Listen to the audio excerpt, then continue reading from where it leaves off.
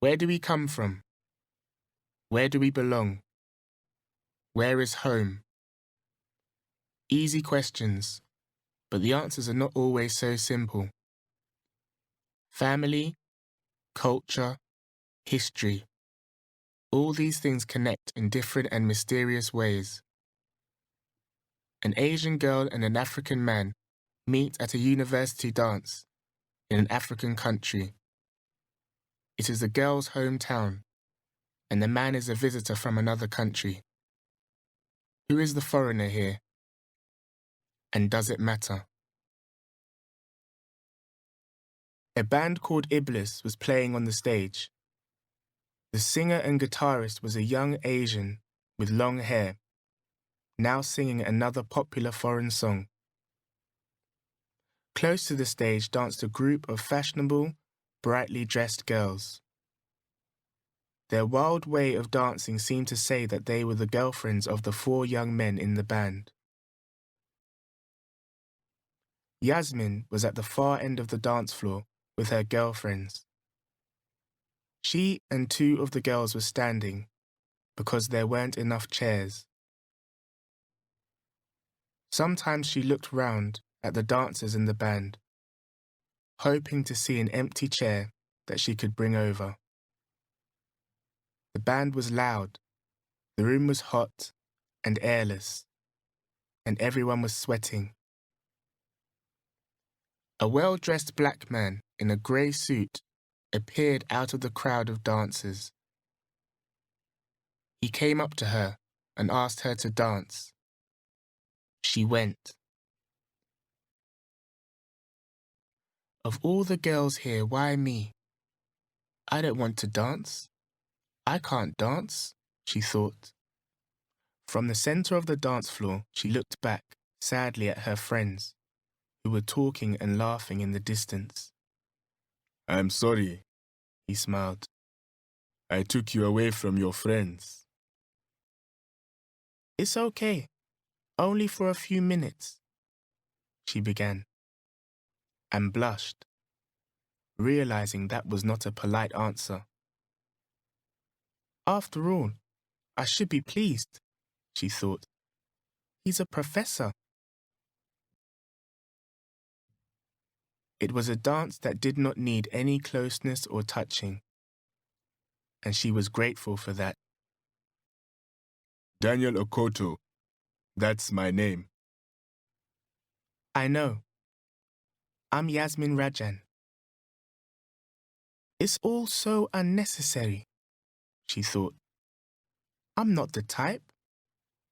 Why didn't he dance with one of those girls near the stage? She looked at him. He danced much better than she did. She was shorter than him. Her long hair was brushed straight back from her face, and she wore a simple dress. This was the middle of her 2nd year at the university. Good music, he said. Yes, isn't it? I know the singer. But too Western, don't you think? I don't know. She felt uncomfortable with the conversation. There was the little worry too. Why had he chosen her? And would he want to see her again? He was looking at her and still talking. You're too westernized, you Asians. You like Western ways, European ways, even more than we Africans do. She didn't know what to reply and felt very embarrassed. He went on, shaking his head. Just listen to that song, Rolling Stones. What do you call Indian in that? Or am I missing something? Oh, why doesn't he stop? She thought. What do you mean we're westernized? She said angrily. Of course we have our own culture. We have centuries-old customs. She had stopped dancing and there were tears in her eyes. She felt under attack in the middle of the 200 people dancing around her. She could feel their eyes burning into her, seeing her embarrassment. She left Akoto in the middle of the dance floor, and with her back straight and her head high, returned to her friends. The next day, she waited for her punishment. A call to the university's head office, a black mark for her rudeness to a professor who was a visitor from another African country. During lunch in the university restaurant with her friends, she saw him standing at the door, looking around the room. She took a deep breath and waited. His eyes found her, and he hurried forward between the tables, laughing and calling out greetings to people as he passed. When he arrived at her table, he found an empty chair, sat down and looked at her. "About last night," he began. The other girls picked up their plates and left. She laughed. "You pushed them out," she said. "They'll hate you for that." She wondered where she had found the confidence to speak like that to him. He was in a red shirt, expensive, she thought. He looked handsome and harmless. "But not for long, I hope," he began. His smile grew wider as he looked at her. "I've come to apologize. I asked you for a dance, and then I bored you with all those ideas of mine." "It's okay. It's my fault too. You see..." I know. An innocent Indian girl having to dance with a man. But tell me, don't you expect men to ask you to dance when you're in a dance hall with music playing? She smiled, a little embarrassed. Having girlfriends with you usually means that strangers don't come and ask. Oh dear, I'm a foreigner, so I didn't know that. You came to have a good time with your friends, but you couldn't, because of me. I'm really sorry. Look, let me show you how sorry I am. I'll take you for a drink. How about that?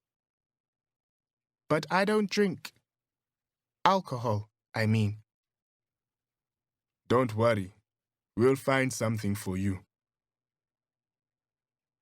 It was wrong of him to ask her, of course, but she found she had accepted his invitation without any worries.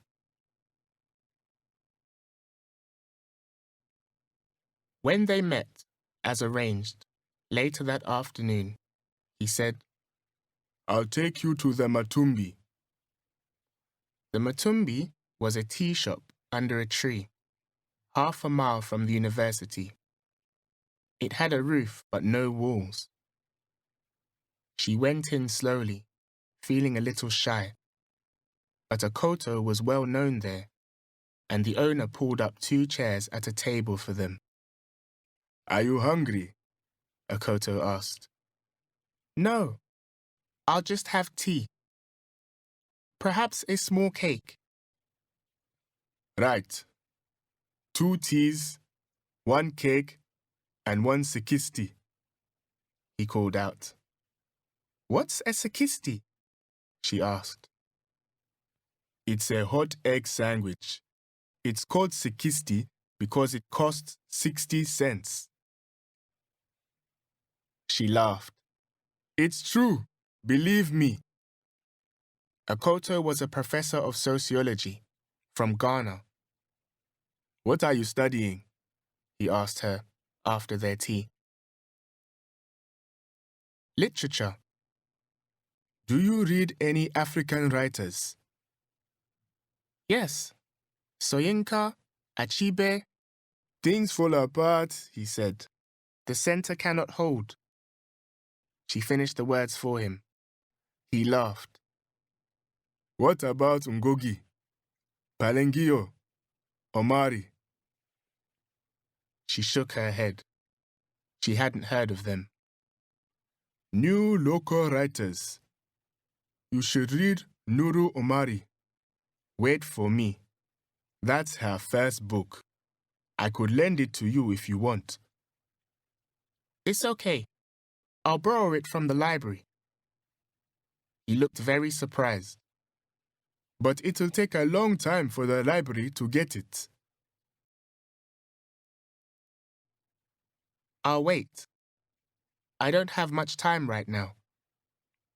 All right. He was annoyed. At last, when he saw that she was a little restless, he said, Well, now that I've apologized, I hope... Well, perhaps we can go. I am studying literature, and I have no time to read the most recent books, she thought. She felt ashamed. When she saw him again, several days later, he did not appear to notice her.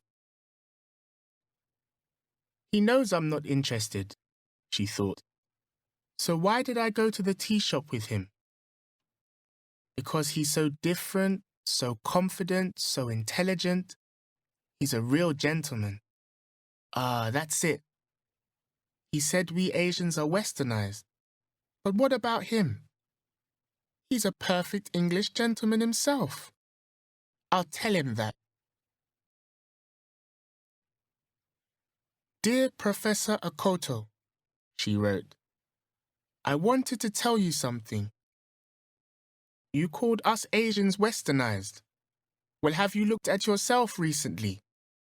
Your language, your clothes, a suit even in hot weather. You are just like an English gentleman yourself. Yours sincerely, Yasmin Rajan.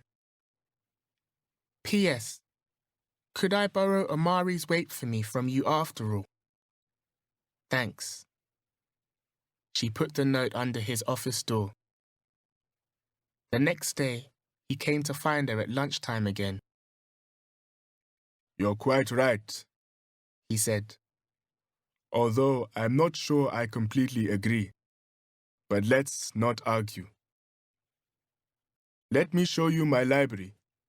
You can borrow any book you like.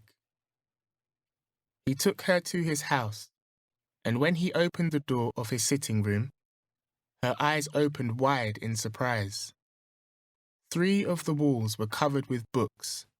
She had never before seen so many books which belonged to one person. You've read all these books? She asked. Well, I wouldn't. Lucky you. You must know so much. Oh, not really. Do you also write? Yes, but none of my writing is published yet. He had ideas about African literature. Today's writers are going back to their beginnings, digging deep. And that's what I'm trying to do, dig. So you can understand why I worry about what's real and what isn't. They went to the Matumbi that evening. She had her first sikisti and talked about her family. My father had a pawn shop, but pawn shops are no longer allowed. So now he has a shop which makes men's clothes. Tell me, do you think pawn shops are a bad thing? Well, I think they're bad for poor people. They have to pay an awful lot to get their things back. But where can poor people borrow money from? Not the banks. And you should see the kind of things they bring to the pawn shop. Old watches, broken bicycles, sometimes clothes. We have 3 old gramophones that we can't sell. Is that right? Can I look at them? Perhaps I'll buy one. I like unfashionable old things. So one afternoon, Yasmin took him to her father's shop to show him the old gramophones. He entered the shop alone, while Yasmin went round to the back of the building where the family lived. Her father came to meet Akoto. "Come in, Bwana. What can I get for you?" I came with Yasmin, Akoto explained in his bad Swahili. for a gramophone. "Ah, yes, the professor. Sit, Bwana, sit."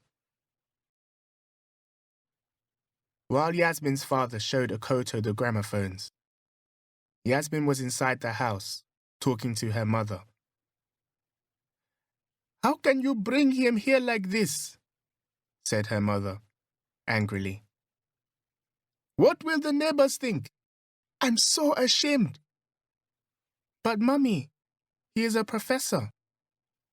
"I don't care if he's a professor's father."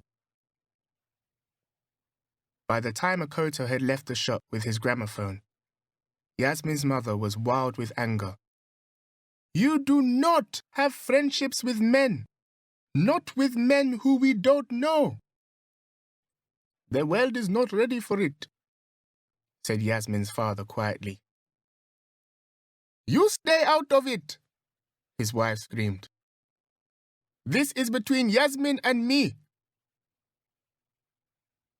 Yasmin knew her father would discuss things sensibly, but her mother never stopped warning her and punishing her and expecting the worst, just because she was a girl.